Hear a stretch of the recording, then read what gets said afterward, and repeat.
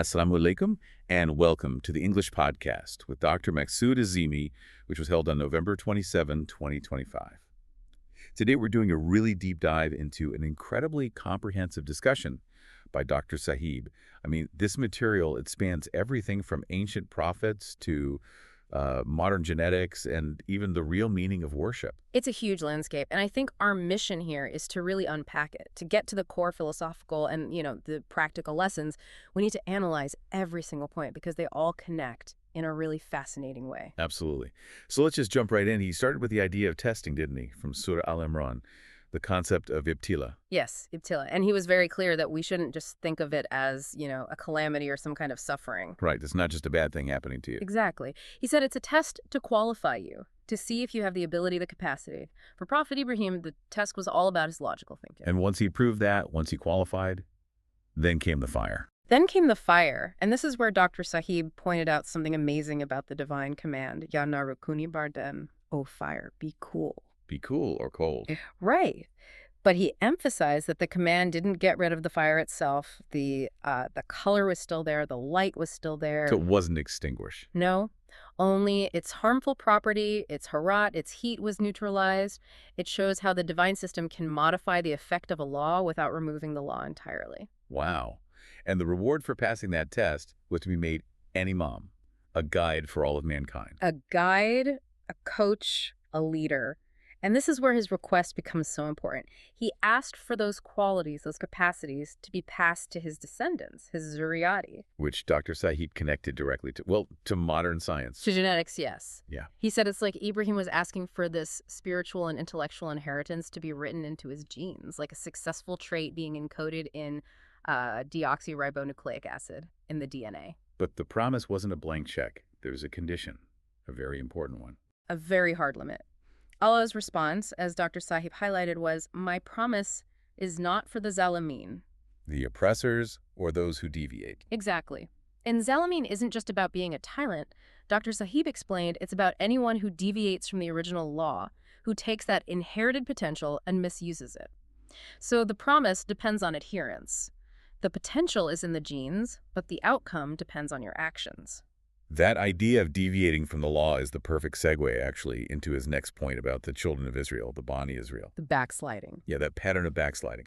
He said they'd take 2 steps forward and then 1 or maybe even 3 steps back. It's this inability to maintain spiritual momentum. And the example he gave of the Sabbath is just so powerful. Walk us through that one. The law was simple, right? Uh-huh. Rest on Saturday. Rest and reflect. Surrender one day to God. But the people saw that the fish were most abundant on that exact day. The day they weren't supposed to work. So they came up with a loophole, a very clever one. They built ponds, these talab, with gates. On Saturday, they'd open the gates, the fish would swim in, they'd close them, and then they'd collect the fish on Sunday. So technically they rested on Saturday. Technically. But they completely destroyed the spirit of the law.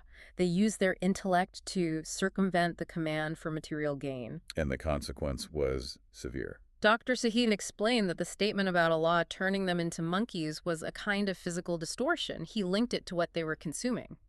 The fish, because they were acquired through this disobedience, took on properties that were harmful, that distorted their physical forms. A physical manifestation of a spiritual problem. Precisely. And that distortion didn't just stop with their behavior. It moved into their scriptures. Yes. He talked about how the teachings of Prophet Isa, of Jesus, were altered over time. Right. He pointed out how certain original records, like the Gospel of Barnabas, were just excluded. And instead, the accounts of the 4 disciples became the New Testament, and the Torah and Psalms were attached as the Old Testament. Creating a manufactured system. A manufactured system.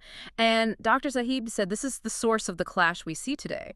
The clash between those trying to follow God's original rule and those following an ideology built for self-interest. He even warned about the modern Abraham Accord, saying it's the same pattern, using that shared lineage for self-interest instead of embracing Ibrahim's actual teachings on logical thinking.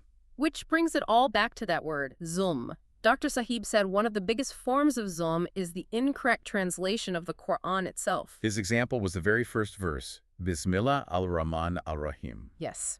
We always hear Rahman and Rahim as merciful or compassionate, but he argued that's a huge reduction. Because the root is Ram. The womb. The womb, or, as he put it, the creative life-sustaining system, Ram Mater. If you reduce that to just an abstract feeling of mercy, you've already committed an injustice, an act of zulm against the very first verse.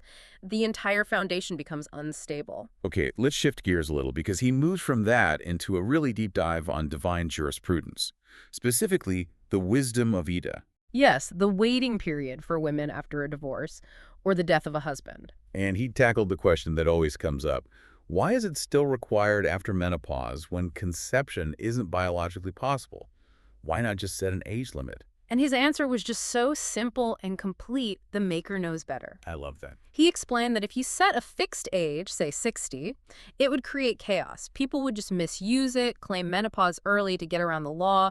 The law has to protect the system as a whole. But there was deeper biological reason too, wasn't there? A profound one. He said that the creator knows conception can sometimes hibernate. It can be dormant or hybridized, as he put it, inside the body. It might only become active, say, 2 months later. He said this is something science is only just beginning to understand. And that explains the longer period after a husband's death. 4 months. Yes, because the grief, the shock, that can stall all the internal biological processes. The extra time accounts for that emotional trauma. But the ultimate goal is always the same, ensuring the absolute clarity of lineage. For society, for inheritance, for everything. System integrity. It's all about the integrity of the system. Always.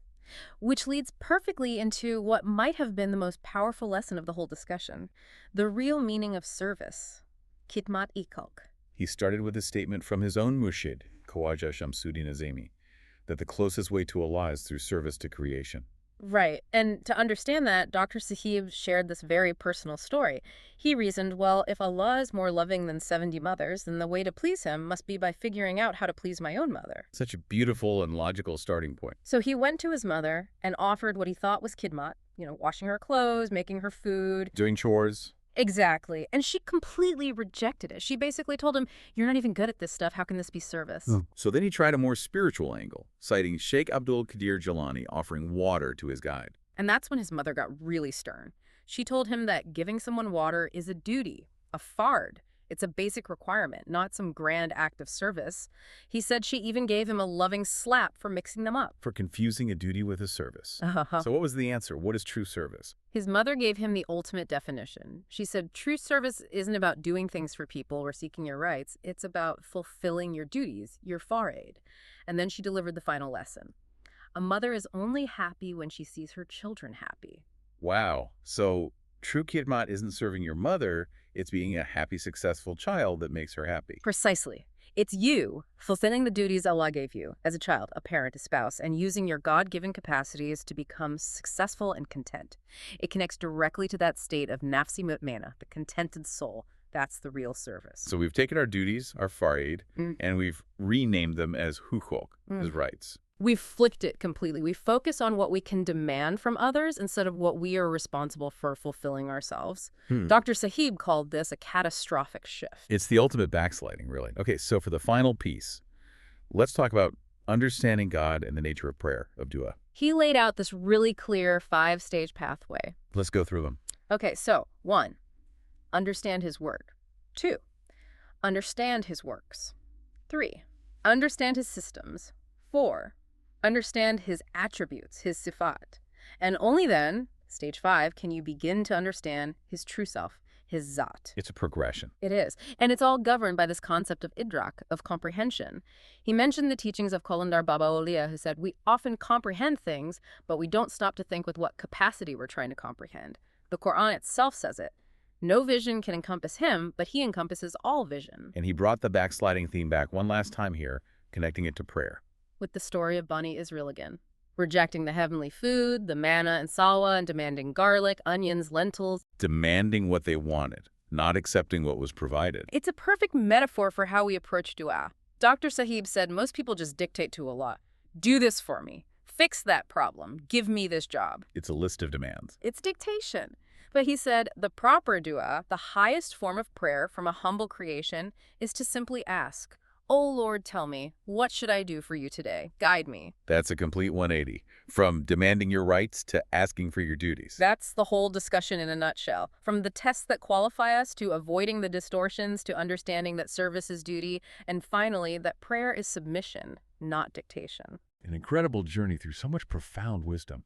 We really hope this deep dive into Dr. Sahib's discussion has helped clarify some of these layered concepts, from Ibtila all the way to the real meaning of prayer. Thank you very much to all the listeners for giving your time. This discussion will surely prove beneficial for you. Kindly forward this video to your friends who keep asking about spirituality and silsila Azeemia. Your forwarding will help YouTube automatically reach more people with this video. Subscribe if you haven't already, and like. Lots of prayers for you too. Allah Hafiz to all.